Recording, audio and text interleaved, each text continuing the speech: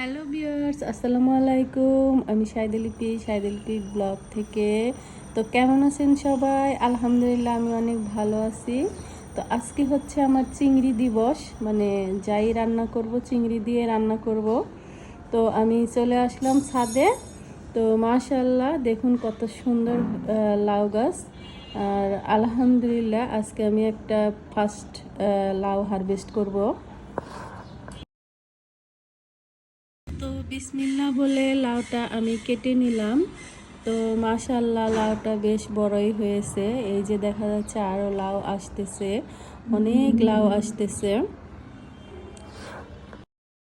এখন কেটে নিচ্ছি পুঁই শাক। তো ভিউয়ার্স বুঝতেই পারছেন আমি কি সবজি দিয়ে চিংড়ি মাছ দিয়ে রান্না করব। তো আমি চিংড়ি মাছ দিয়ে পুঁই শাক রান্না করব আর রান্না করব লাউ দিয়ে চিংড়ি মাছ দিয়ে, সেই জন্য বলেছি আমার চিংড়ি দিবস।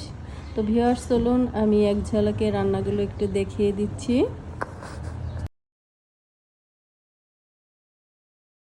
তো প্রথমে আমি লাউ কেটে ধুয়ে পরিষ্কার করে রান্না বসিয়ে দিলাম।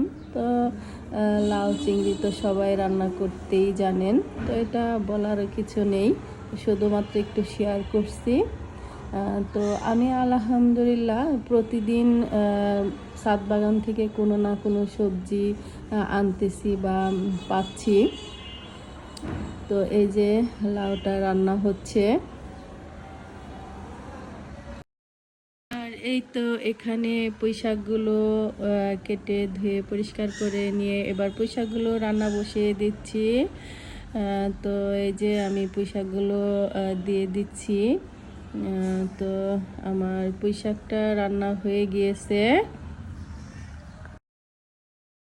আর এখানে ইলিশ মাছ ভেজে নিয়েছি।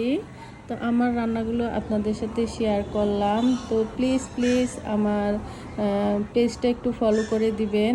আর ভালো থাকবেন, সুস্থ থাকবেন। আল্লাহ হাফেজ।